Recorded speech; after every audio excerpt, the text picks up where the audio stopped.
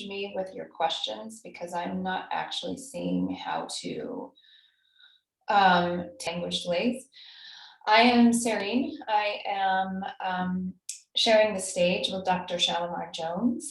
I am the co-founder of a company called Sleuth, and I started Sleuth because actually my daughter had a speech delay, and I ended up leaving my job to figure out what she needed and what diagnosis she had and what treatments she had.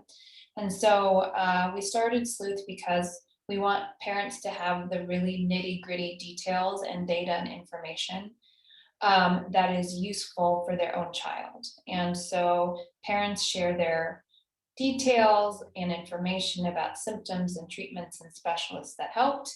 And we use thoughtful technology to share that back with parents of similar children. So you can really have a map that makes you feel empowered. I'm wearing a shirt that says advocate like a mother. We know that parents are constantly advocating for their children, and we recognize you and as an expert that can help others. So thank you so much for being here. Dr. Shalmar, I would love it if you introduced yourself and then we can kick off into the fun stuff. Absolutely. Thank you so much for having me.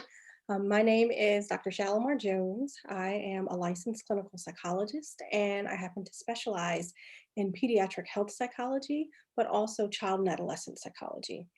And so I have a company, it's called Dr. SJ Consulting.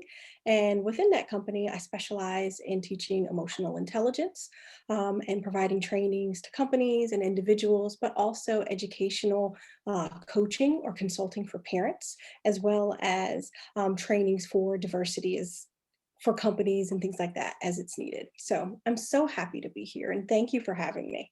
I'm so excited about this. Um, I come to this question from obvious personal experience, but when we were talking, you explained that speech delays and language delays and disorders are a risk factor when it comes to mental health. Can you tell us what you see when you practice with families and why that might be the case? I think a lot of us know subconsciously that might be the case, but why is that happening? That's a really good question. I think some of it really has to do with okay, where is the kiddo in terms of development? If we think about speech and language, language is something that in the beginning, especially for the first 2 years, you're essentially nonverbal, right? You're starting to develop those skills. And as you start to develop those skills, your thoughts also become more complex. And so you want to get these things out, but sometimes for kiddos who have speech and language delays, it's hard to be able to convey that information. So it can be very frustrating for some kiddos to be able to really be able to communicate their needs and for parents to be able to hear that or for other caregivers to be able to hear that to make sure those needs are met. And so if you kind of think about it from that perspective, it would be pretty frustrating if you're a little person who's trying their best to be able to say these things. And so it definitely can set kiddos up to have more concerns for anxiety. I'm worried about how I speak. I'm worried about how my language sounds because I see the responses from others. I'm worried about when I'm in school, can I keep up with some of the conversations because maybe I'm processing it a little bit differently than my peers. And so that might come across. And especially as kids start to get older and really start to notice these things and just naturally how sometimes we're different. You're faster than I am. You're better at this than I am, then sometimes those can impact self esteem, which can Mhm. lead to more depression or more anxiety in kiddos. Right. What are the signs, when you're working with maybe a young child who has a delay? What are the signs that they might be internalizing it? Well, I think some of the things, so if we're looking at like really young kids, tantrums, that's probably one of the Right. biggest things that we tend to see for kiddos of just getting really angry, getting upset. They're trying to tell you something. All of a sudden, they just shut Mhm. down or they might start crying. And then it becomes even harder sometimes to kind of pull that out of them to help them to be able to have some of that language and to be able to understand what those needs are. So I would definitely say for young kiddos, it could be tantrums. It could also be that piece about quickly shutting down. So sometimes kids, they'll try, and then all of a sudden, it's just quiet. and they don't want to say anything else. So for some of those younger kids, those would be some of the things that I would be looking for as a provider. How Mhm. do they respond in those situations where communication is needed?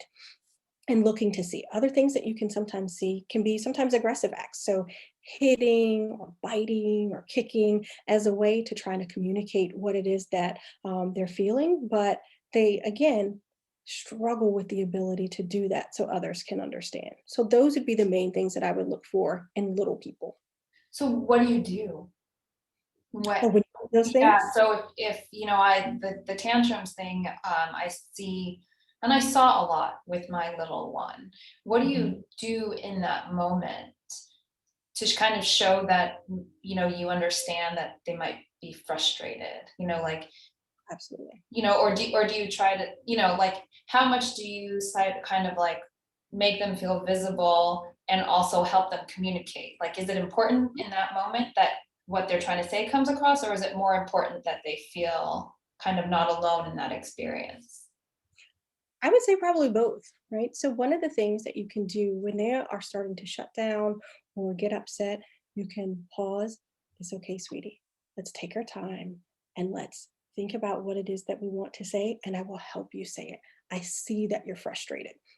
I see that you're angry. Especially for young children, it's important to label the emotion that you're seeing with them so that way they then have the language to be able to apply that in other things, right? So when they start to feel this way again, they can tell you that. Sometimes other things that you can do can also be, hey, you know what? Let's just stop.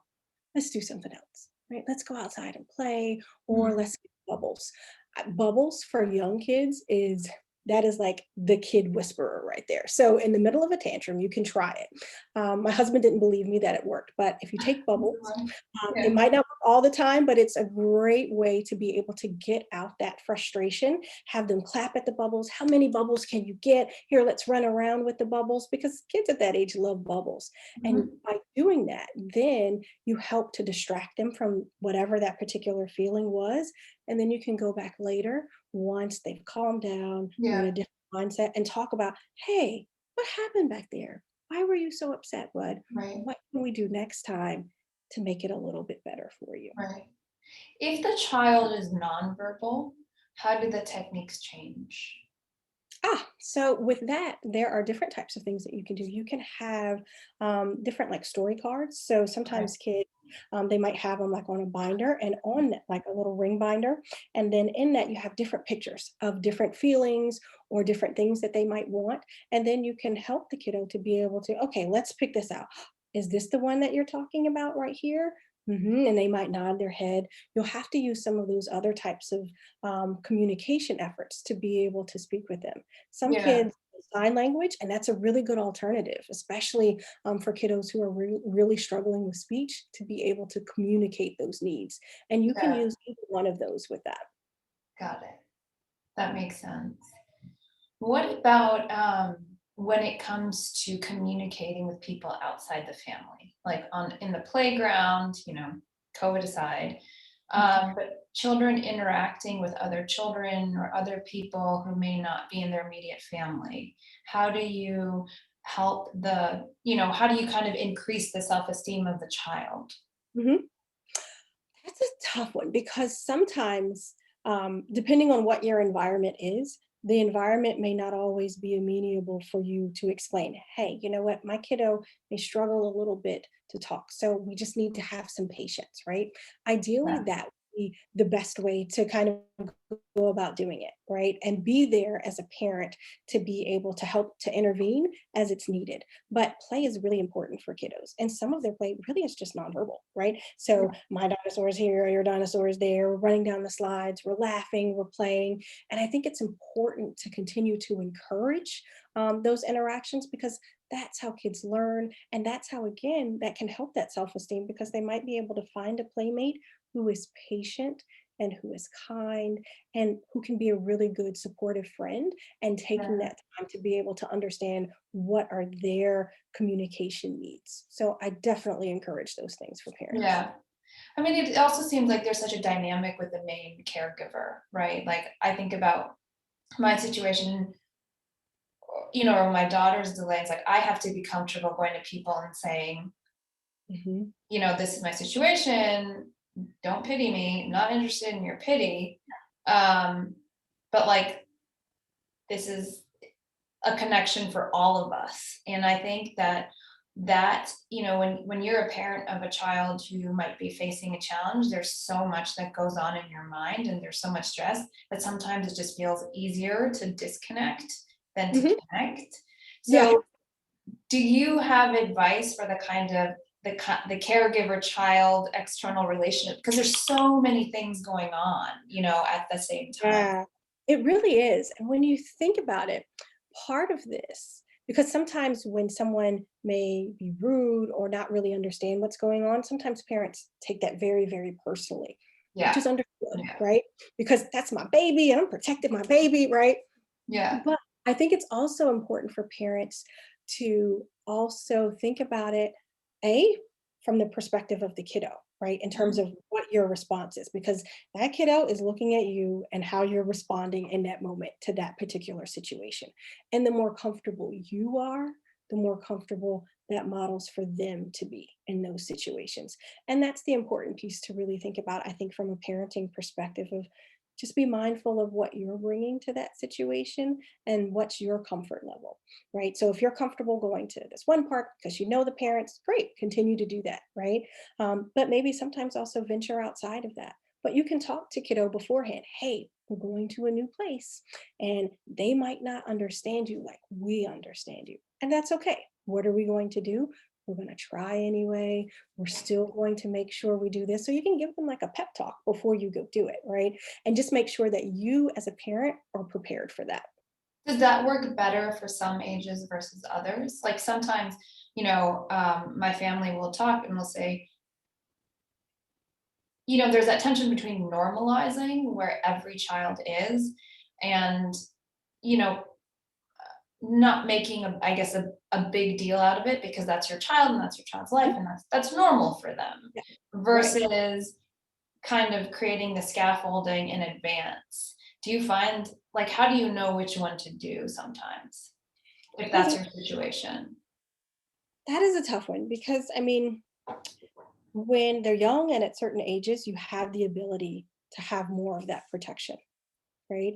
But it's also really important to teach them those skills of, hey, when you're at school, mommy and daddy aren't there, kiddo. We're going to have to figure out how you can communicate those needs and do so in a way that others understand and can really be able to answer those questions. But you have to feel comfortable with it. So I think it's really important. And at home, you can practice those things, right? You can practice that like by role playing. You can have like a teddy bear as the role player or somebody else is the role player. And then you go through these different scenarios and act them out. So that way you can have a better sense of, oh, this is what we need to do in this situation, or this is how you can think it, or this is who you can go to in these Mhm. situations. So is that related to self-advocacy? Oh, absolutely. Absolutely. And I think that is something that's really, really important, especially for kiddos who have special needs, because Mhm. what happens a lot of times, especially once you start getting to a certain stage in development, you start to recognize, okay, what my differences are compared to others. Yeah, And if that's related to speech and language, you start to recognize that, wow, I speak a little bit differently than my peers, or I might struggle a little bit more in this area than my peers. And yeah, then naturally, you can become more self conscious of that. right. And it's really important within those instances to still be able to advocate for yourself because you don't want to be the kiddo who's so scared Yeah, that despite all of this, that you're not speaking up for yourself. And that part is really important. So I think yeah. that's where, at least for me, like the concept of emotional intelligence is really, really important. You have to be able to understand what the feeling is, identify and be able to manage it and how to apply it. So teaching those skills early to kids absolutely helps with being able to manage that and that self-efficacy and that self-advocacy that they're going to need as a skill. So the idea that the child would be able to say, "I feel frustrated Mhm. that so and so." Exactly. And that's both their ability to say it, but identify it for themselves. So that it's Yes. not like an emotion that's stuck in them. Hmm. Yeah. And then Um, what do you do about it? And yeah, teach them how do you cope in that moment? Like, I need to take deep breaths. I need to ask for more time. I need to ask for a right. drink of water. So think about, okay, then how do we apply that? Right. And those Mhm. are the ways to really help them. Interesting. And what does it look like um, as the child gets older? I mean, one of the things that I read about is that there are some children who have mental health challenges and had undiagnosed speech and language disorders, right? There was a correlation the other way. Certainly there's a correlation from one to the other, but what can parents do for kids that might be in elementary school and are seeing their children struggle with mental health or language or both, right? Which is like a little bit later than, um, uh, Mhm. I know a lot of parents who are kind of seeing a speech delay in toddlerhood, but what about later? Like, how do these strategies change as the child gets older?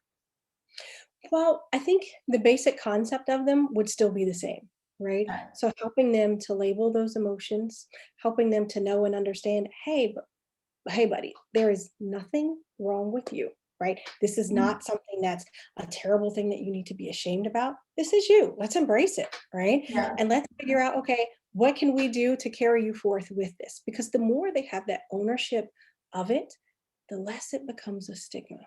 The more Yeah. it's normalized, well, but that's okay. This is just you. And, if people can't respect the fact that sometimes it takes you a little bit longer to get things out, or sometimes it might not be that Yeah. clear, well, maybe they're not your friend, and that's okay. Let's find Mhm. some other friends who are going to respect you. And I think that's a really important thing, especially for elementary school age kids. Okay. Typically, when we start to see like anxiety, depression, those types of things related to some of these matters, it's generally around age like 7 to 8 or in that like second grade, third grade type of framework, because that's when kids developmentally are then able to have more of that perspective of how you're different, how I'm different. And so it's really important if you're starting to see some of those things, or if you're hearing negative self-talk, especially like, Oh, oh, interesting. I'm not good at this. Oh, I'm just stupid. Oh, I can't do it. To Where does address that come from? The negative self-talk? Even, I mean, I see it in children who don't have kind of delays that are identified or anything. Why does that come at that age? Yeah. it's because, it's that looking at peers and looking at where you are and comparison, right? So naturally, Right. just from like a social hierarchy perspective, you tend to see that for kids, right? You get picked for the team sooner than I get picked for the team, or while you finish your work first rather than I finish my work first, or if I'm the last one to complete my work. That's really frustrating to me, and it makes me feel overwhelmed to see all of my other classmates going to turn in their stuff, and I'm still here. So then you might hear some of that, well, I'm stupid. I'm not as smart as other people, or I can't do this, or I never get picked for the team. So it's really important when you hear that from a parent perspective, that language Yeah. to aim, right? And to say, no, that's not the case. Not everybody is going to be as fast. Not everybody is going to be as smart as this. People have different abilities, and that's okay. Right. You have great abilities too, and make those other great abilities shine. Because honestly, for some kids, school might not be the place where they shine. You might shine on the soccer field. You might Yeah. shine in the art class that you have after school. Find those places where they can shine, because that will be a big, big, big lifesaver in terms of self-esteem and being able to help preserve that. I might not be good at this, but I am awesome at that, right? Yeah. Yeah. We had an experience with one of my kids, and we I am a big advocate for mental health support. And we were working with a child psychologist to help us understand the kind of, we live in New York, it's very competitive. Mhm. How in the home do we talk about these things? And Yeah. one of my favorite lines was, "We're so excited to discover what you love." We had tried Yeah. these different activities, Mhm. trying to say, okay, maybe this is something, she'll like, maybe this is something she'll like, and something stuck. But I often felt like, am I pushing her too hard? And it's like, what's the right level of like you know, Pull that balance. yeah, like supporting, but then not forcing, I guess. Mhm. And the child therapist that we work with like really helped with me and my perfectionism to be Mhm. like, it's a discovery process. Right. And it's the journey. And it's Mhm. the unraveling and unveiling of that journey for the Mhm. child that's important. It's not the like, are you good at this? Are you good at this? Are you good at Mhm. that? Um, and that has completely transformed the way that I think about what my responsibility is to like expose my kids to maybe different experiences. Yeah. And it's been really liberating. Uh, Good. because I'm like, cool, maybe you'll like this, maybe you won't like this. Mhm. Like we'll figure it out together. And I Yeah. think the end goal that she was talking to me about was like, you want your child to have a very strong sense of self. Yeah. And Yeah. I thought that was just so profound. Because even in my own life, like I have a strong sense of self now, but that came later, like Mhm. I had snippets of it. But can you talk a little bit about what self-esteem looks like? Like, what are we, how do we kind of carry that with us for all the, wherever each of our children are? Mhm. From a self-esteem perspective from the parent or from the kid? Well, I think it's probably related from the child, Mm. really. Like, how do we bring this, like sometimes I feel like there's a to-do list in my head. It's like I have to make my kids confident. I have to do this. I have to Yes. do this. But it's like no one's gonna survive that kind of performance stress, No, right? So, no. what are the kind of things that you can introduce into the home Mhm. that just become like a value of your family, right? Like we've added kind of implicitly this idea that like we're just on a discovery of stuff that we love to learn, Mhm. right? As opposed to like you got to go to practice every day or you have to, and I think that applies as well to children who get a lot of therapy, right? Because one thing that I've noticed is it feels like performance. Like when you're going to therapy that many times a week, Mhm. someone is telling you what to do. Like my younger daughter, I think got 7 therapies, speech therapies a week last year, and 17 in total. And I realized that school was her safe place because no one was telling me what Yeah.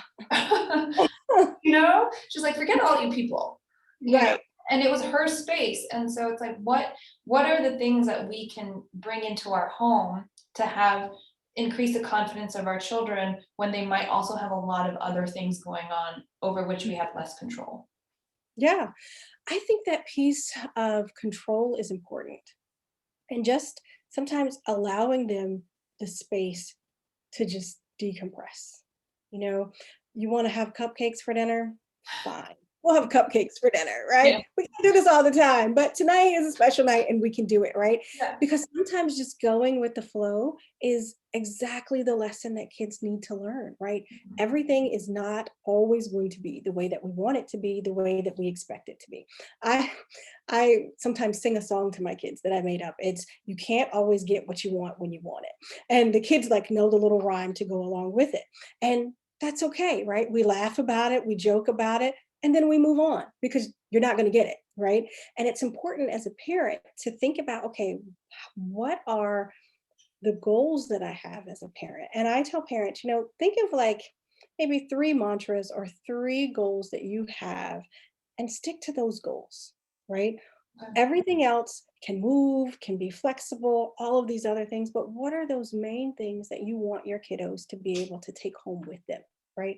What are Mhm. those things that you want them to be able to know and love and appreciate? And I think that's important. So if one of those goals is exposure, make sure that your kids are exposed.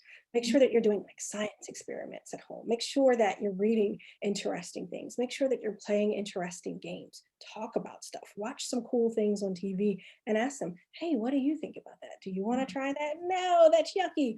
Okay, cool. That's okay, right? But Mhm. being able to openly have that dialogue helps them to be more secure, to take some of those chances, and then also to build that self esteem. So when things do get hard, and when things are really overwhelming for them, they know that there's some type of safe place that they can go to or some activity that they can do and that's okay. Mhm.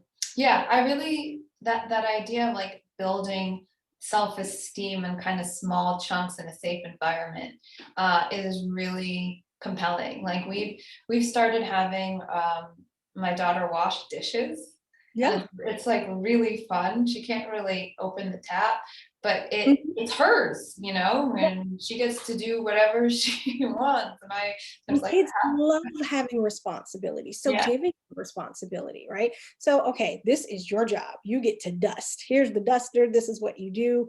This is your job. Nobody can take it away from you, especially for younger kids. They love to help out like that. And I love the fact that she loves to wash dishes. That's a great I thing. hope That's it's a big. confidence It'll be builder. very useful." Right. What Totally. about children who have siblings that, um, out of love and care, kind of step in the language? Yeah, that's a tough one. It's important to be able to say, I know you want to help your brother or your sister, but it's important that they be able to communicate this. It's okay to do it sometimes, but we have to stop and we have to let them speak. Okay. So I know you're being a great big brother, you're being a great big sister. So encourage that behavior and acknowledge that behavior, but set limits Mhm. on how often this occurs and teach them, okay, we have to pause and we have to let them be able to do it. Because ultimately, if the little person who's having the speech and language delay isn't practicing the skills, then they're relying on someone else to communicate for them, which is Right. not what you want from an advocacy perspective, right? I want you to feel comfortable, especially at home, speaking up for what you need. Your big brother is not going to say this for you. And you can laugh about it. No, no. Mhm. Big brother is going to go over there and Yeah. not say that you're going to have to do this, How do right? you stay strong though, if kind of like what you're facing is a tantrum? Um, how do you kind of stay strong? Like we had a situation yesterday where my younger one wanted my older one like Elsa balloon, literally the same balloon to the T, but she wanted her older sister's one. And Mhm. the tantrum happened. And I was telling, the rest of my family, I was like, just let the tantrum happen. Yeah. Just it's okay. Like I'll hold her, I'll do whatever, but let the tantrum happen. And I wonder if um I saw myself at some points just giving in, and I kind of realized that that's not going to help because it doesn't expand the skills that Mhm. she's working on in her various Yeah. therapies. But it's hard. It's hard to let the tantrum in, Yeah, it is especially during COVID when you're home and it's like it's stressful being a parent right now. it is.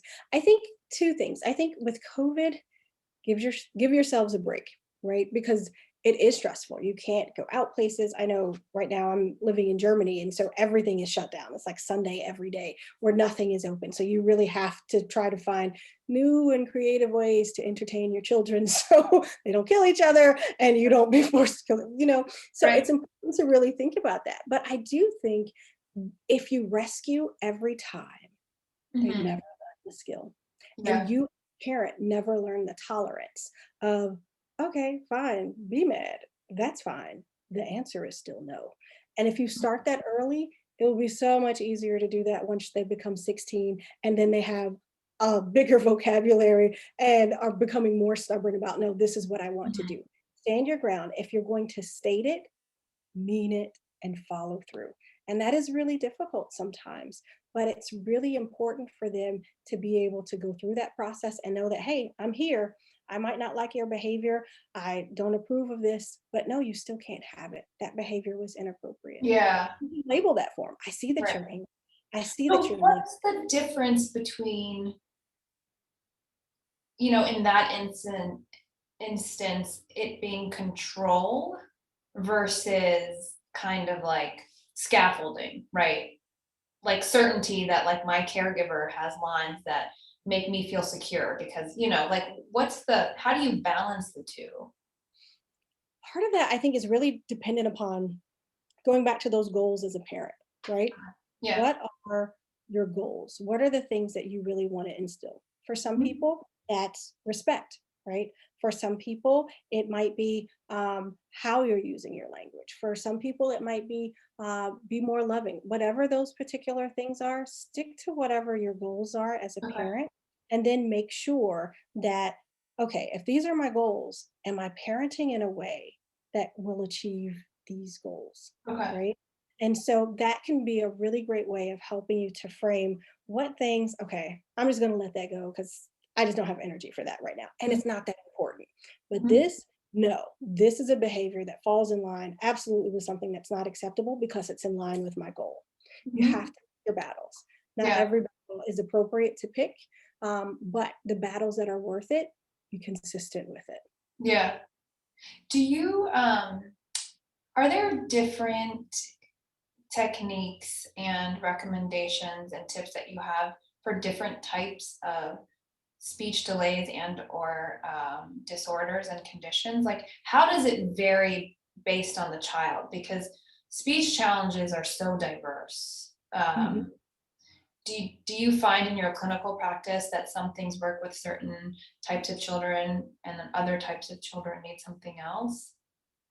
It is all really personality driven, to be honest. Okay. So you Yeah. can have, I always tell parents, it's important, no one thing will always work. You need to have a grab bag of skills Okay. because each situation might call for something different. So that idea of the bubbles, well, it might work 50% of the time, but the other 50%, you're going to need something else, right? And Mhm. so it's important to be able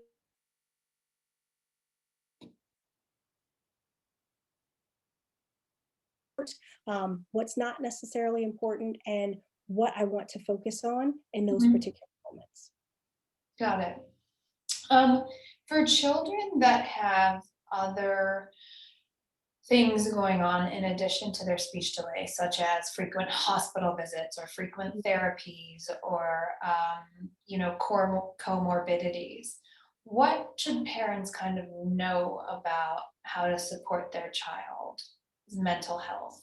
Like as a personal example, my daughter was just telling me this morning, we're saying something about a doctor. Mhm. Um, and she associates doctors with having of being scoped. Um, and every doctor appointment for anyone in the family is associated with being scoped because we went to the doctor once and we had no idea a scope was coming and it's traumatized her. Oh, Um, yeah. and that's kind of more on the mild side, but like how do we kind of support our child's confidence and certainties when everything feels so uncertain when you're that young? Yeah, that's a good one. Medical trauma is actually a real thing for kids, Mhm. right? So, for example, part of my background is a pediatric psychologist, and that means a pediatric health psychologist. So it's kind of like a small foot in the medical world, but also a foot in the psychological world of helping families be able to navigate medical procedures, medical diagnoses as it relates to a medical condition. And I think it's really important to be able to talk to kiddos and to know sometimes to the extent that you can before some medical procedure happens. Even if a kiddo Okay. is going to be, let's say, scoped that day, okay, doc, I need us to take a minute before this even happens because I need to speak to my kiddo. And sometimes you might need to ask permission of, hey, Yeah. you ready to do this today? We're going to have to do it, right? But maybe we need to set another appointment to do this.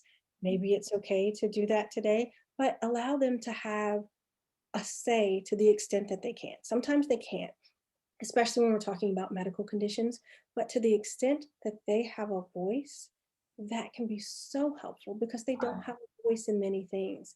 And that small thing alone can really be helpful in sometimes decreasing some of that medical trauma associated with constantly going to the doctor. And some of those procedures can be really scary, and some of them Mhm. can be really painful. And talking to them about, like, I don't know, if today is the day that we need to do this, doctor, can we do this another day? Can we come back next week? Maybe we need to come back in a couple hours. Maybe we go out for ice cream and then we come back for it, right? So see if there's a way to negotiate within that space to allow them to be able to have a voice to the extent possible that they can have a voice. Is there anything else that we can do for is anxiety, aside from, when you're a parent who knows that there's a doctor's appointment coming up, how do you kind of lay the groundwork for it? Because the reality is there's some children who will be at the doctor a lot. Mhm. Um, and oftentimes you kind of just need to get done what you need to get done. Yeah, there's some times where you could make it an option, but sometimes it's just in their best interest just to get the diagnostic exam. Yeah. Oh, It's absolutely. invasive. And I think Um, to be where, like, as a parent, setting those firm limits, right? Look, we have the ability to do this, but right now we have to go to the doctor. I okay. know, and acknowledging the fact of, I know that this is upsetting for you, and I know that you're anxious about it. Yeah. We've done this before, right? And then you can talk to them about, hey, what are we going to do after the doctor's appointment? Maybe there's always like a pizza place or Yeah. something that you go to, Yeah. or like a special Yeah. place. Let's go to this park after. That's Yeah. what we need to do. So you can help that by associating whatever it is that that particular activity is with something that's positive too. Yeah. We do a lot of Dunkin' Donuts afterwards. Oh, see, there you go. A lot of sugar. But yeah, one of the other things that's our favorites is Doc McStuffin sets, which I just Ah, love. I I love love for so many chocolate. reasons. And it's useful for me because I see what they're doing to Hmm. the stuffies. And I was Yeah. like, okay, so that's how you felt about that. Or, you know, You um, can take Doc McStuffins even into the doctor's appointment. So sometimes it might be, hey, Doc McStuffins is getting this procedure too. And depending on how comfortable your team is with that, having some of that medical play can really be helpful, right? 100%. Okay, Doc McStuffins is here, and we're going to talk with Doc McStuffins about what we're going to do today. Or maybe Doc McStuffins gets the same procedure. So before going to the kiddo, take the stethoscope and you listen to Doc McStuffins' heart. Wow, see, she did such a great job. I wonder if you can show that to Doc McStuffin. So you can use some of those things Yeah, that you already have to your advantage to be totally. able to help to calm them for whatever that procedure is. Got it. I'm gonna kind of go in a totally different direction right now. Yeah. Can you talk a little bit about code switching, particularly as it relates to children that might be bilingual or have more than one language, or be like from families of color where the kid is kind of going back and forth in their mind and how it might affect their mental health when they have a delay. Like my daughter is bilingual, and she recognizes when she can totally code switch. Like it's kind of phenomenal to see a child who has a speech delay code switch between the cultures of each language. It's Uh-huh. fascinating. Yeah.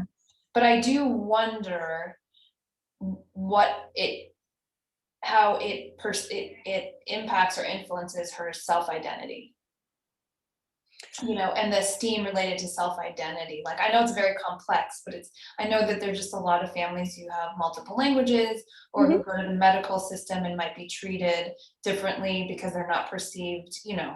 We all know Mhm. about medical bias. But how do we kind of, as parents, be cognizant of it, like really empower them with our own culture and pride, but also know that it might be different because of that for them, like their identity and self-esteem. Mhm. I think that's a really good question. I think one of the things that you can do is essentially normalize it, right? Mm, It's okay, right? Because how we may speak in our home may not always be appropriate. Like when we're speaking like with our friends, do you talk to your parents the same way that you talk to your friends? Probably not, especially as you start to get older, right? Some of that language starts to switch. And code switching, in a lot of ways, it's just kind of a part of our life. mhm. But being comfortable with being able to do that, but no matter which environment that you're in, still being able to communicate your needs. That's the bigger thing that Got it. I think about it. Because no matter which cultural arena that you're in, your needs still matter. And your communication to make sure that your needs are getting met is still equally as important. Right, right. So advocating that too. That Mhm. makes a lot of sense. In terms of resources, one thing that we found at Sleuth is that parents of children, so oftentimes it's a speech delay Mhm. that sets the journey for the family on a child's health journey. That's certainly the case with me, and some people, it's just a speech delay. Sometimes it's something that requires additional support. But mental health is not a resource that we're told about. It's already hard to get any kind of information about speech delays. And I saw a post on a Facebook group that I'm on today, which is that, my 18-month-old, I think, is delayed. Like, do I ask their pediatrician? And everyone was like, no, ask a speech language therapist. But you don't know until Yeah. you know, which is part of why we started Sleuth. But when it comes to mental health, how do parents know what they don't know? And how do they access people? And please Mhm. talk about insurance also. Oh, good. Because Okay. that's a very real thing, like Oh, how do it you is. access it? So, okay, so there's several layers to that. So, one would be, let's take the insurance piece. So, you can always contact whomever your insurance company provider is, and you can say, hey, you know what? I want to know, A, what does my insurance cover? How many Okay. sessions? Are there specific diagnoses that you won't cover? Sometimes they do weird stuff. So, know those things. And can I have a list of providers? Um, but sometimes you might want a provider who's not necessarily on that list. Do Yeah. you cover out of network providers? Right. Mhm. So those are probably some of the initial things that I would think of.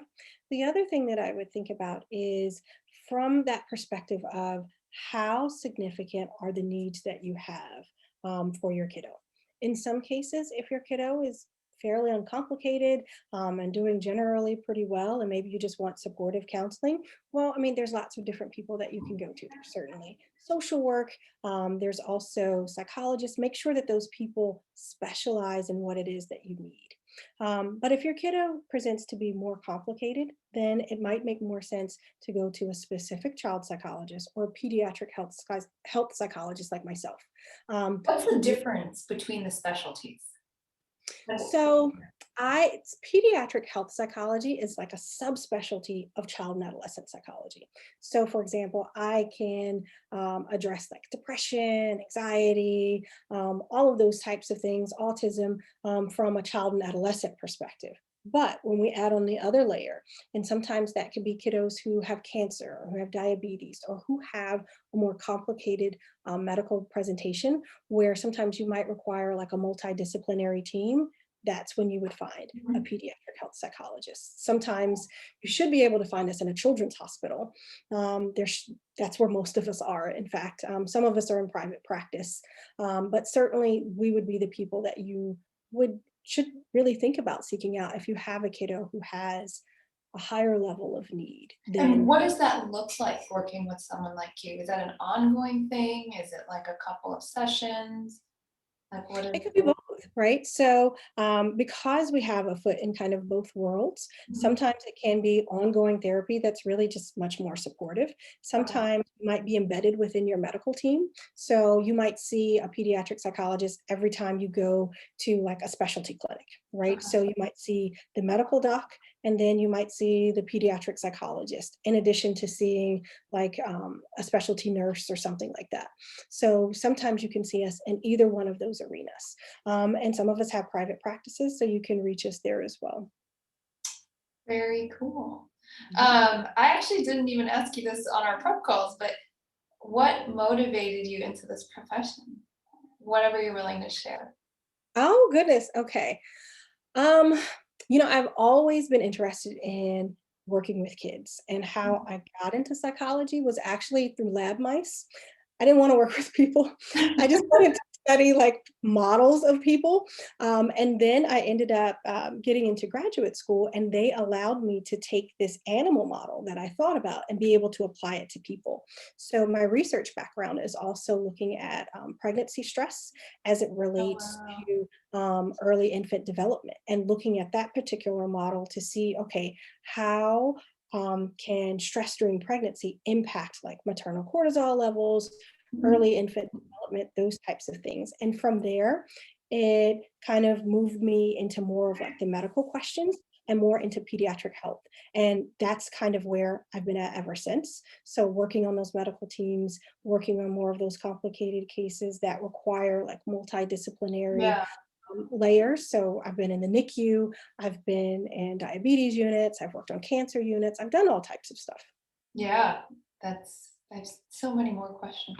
Um, but in terms of resources, what are a couple that you love? Including, I would love to hear about your game. But like, what are the digital tools and Mhm. resources that not everyone is going to be able to access a psychologist for whatever reason, but what are like different things we can introduce in our life to like start building that skill set?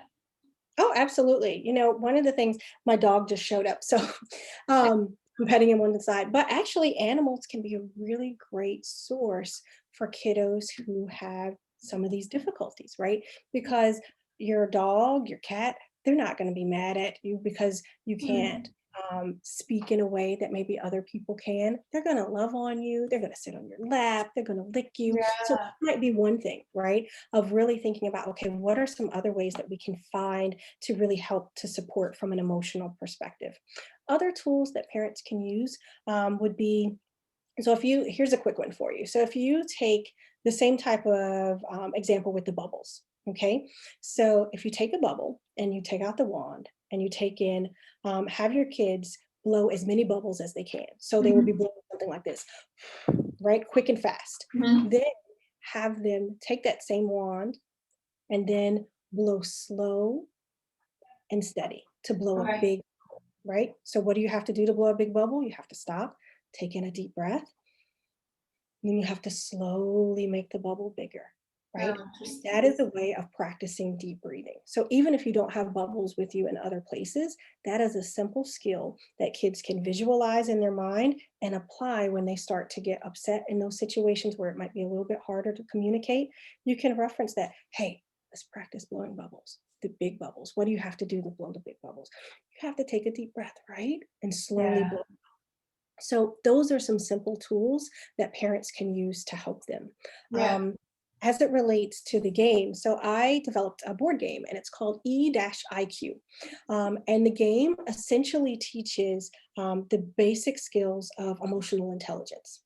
Emotional intelligence is really this concept of being able to identify emotions, being able to manage your emotions, and apply that to yourself and to others. And Mhm. what the board game does is that you kind of go around a track and it's all color coordinated. And as you go along the track, you have to do different things with emotions. So you have to practice Ooh, them. You have to use coping skills. You have to understand what frustration is. And by doing that, by the end, once you've gone through the whole board game, you've increased your emotional lexicon and the concept of what emotions look like in yourself and in others because you see others doing the exact same thing. yeah. And so because of that, it's a game that I made like from a therapeutic perspective. I've seen it work in kids. I use it with my own kids, and they all come out with much better emotion word vocabularies. Yeah. Are really able to then express their needs and get those needs met. And so I think any Right. one of those would be really great. Another thing you could do is create an emotion word chart. It's easy to do at home. I mean, you can make your own or you can Mhm. buy one. If you make your own, you have your kiddo do, you can do basic feelings, especially for little kiddos. So, like mad, sad, happy words. So, just the category, right? And have them do a mad face, have them do an angry face, print out the pictures, post it up on the wall. Well, there's your emotion word chart. So, when they're Mhm. starting to get upset or they're feeling something, hey, point to which one of these that you're feeling, right? Mhm. Or you as a parent can say, wow, it looks like you're feeling this one right now. And those Mhm. are really great tools to be able to help them to manage their emotions, but also to be able to communicate. That's amazing. That's amazing. It seems like it sets the foundation for constantly kind of knowing yourself, Yeah. Hmm. right? And that knowing of yourself is important because you can stay strong in areas where you might feel stress or you might feel like someone's signaling something where they don't understand. Hmm. Um, my sort of last area of questions is about school. Okay. And what are the things that parents can do to bring, schools as a partner in their children's speech and self-esteem development? And Hmm.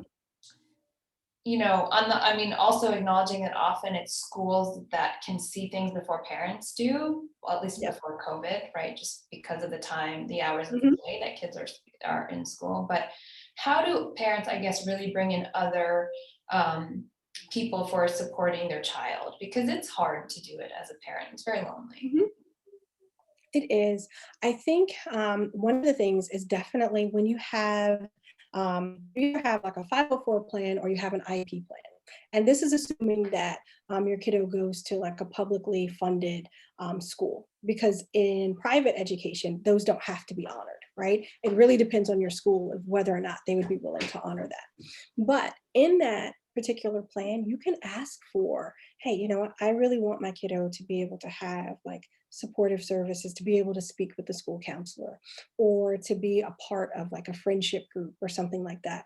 So those are things you can absolutely ask for as you go through and you start setting up the plan of, this is how, from a school perspective, these are the things that we can provide for your kiddos. Be sure to ask for those types of things. Okay. And I think by doing that, that alone can really help. So that way they know that there's a safe person that they can go to. They know who they can go and speak to if they Yeah. start to feel overwhelmed. Yeah. That makes a lot of sense. Um, is there anything that I should have asked that I didn't, or that you want to share with parents? Hmm. You know, I would just say, really, thank you for having me here. I think that this is such a needed discussion. And I love being able to do this and to be able to answer parents' questions to the best that I can, because I'm a parent too. And my kiddo has had some health struggles. And just like your t-shirt says, you like nobody advocates like a mom. It is Yeah. very true. You know, as Yeah. a professional who is in this, I have had to advocate for my kiddo. I've been in situations where medical professionals don't want to listen to what it is that I have to say, or felt like, hey, you just literally talked through me and you didn't hear Mhm. anything that I had to Mhm. say. And it Right. is okay to be the bad guy, because sometimes medical professionals don't hear you. Sometimes we just hear this part, and you have to sometimes step out of that and say, no, I'm not doing this. This is not appropriate care. So being able to feel empowered enough to find the team that you need that will Yeah. listen. That's probably like the big Yeah. message I would give parents. Find the team that listens and supports you. Yeah. That's very, very important. That sentence, this is not appropriate care, is so powerful, Yeah, you know? Um, thank you. Yeah. And absolutely. I want to invite everyone to please share your story on Sleuth, because the kind of your journey, I guarantee, helps someone else. Those details are so specific. Like I I've been working at this company for a year, and I continuously learn about new resources that I should ask for that I never knew existed unless I talked to another parent. Um, Exactly. I think so parents are the best resources because yeah, you've done this. Speak with, and I tell this a lot of times, especially for parents who have, especially medical complications, things like that. Hey, you need to find your niche of people who yes, have been there and who have done this. yeah. Now, not all of the advice is good advice, and not all of it is things that are going to apply to you, but some of it might. And it But is that, so yep, to totally. have, and you And need, that niche advice is really what we are yeah, designing for. Because I used which to is spend hours on Facebook groups. I mean, I love the Facebook groups, but man, like I needed sleep. But at 3 a.m., I was like scrolling and I was like, that sounds right. You know, yeah, it's really like yeah. that you want organized information. But And I think that's the best part about Sleuth is that it's organized and you can go and figure out, well, okay, if this is my concern, yeah. there it is right there. That's what I need. And I don't have to search through all of this other stuff to You're find your fine. questions. You're I love fine. that. I love that. Thank you. Yeah, no, and I so appreciate you being on here. Um, if people want to get in touch with you, I will figure out a way to put it on the Facebook group or something. But I know you're on Facebook. They can DM you, they can DM me, and I'm happy to pass on information. But thank you. Absolutely. So Yes. appreciate it. Thank you. Yeah. Awesome. And you can find me at www-e www, excuse me, .e-iq.net. That's where you can find my webpage, but certainly you can DM me, Dr. SJ Consulting. I'm there. Perfect. Perfect. That sounds great. Um, Thank you so much. I'm going to figure out how to end the webinar now. Yay, technology. Okay, thank you so much All for right. having me. Thank you. Talk All to you right. soon. Bye. Okay. Bye-bye.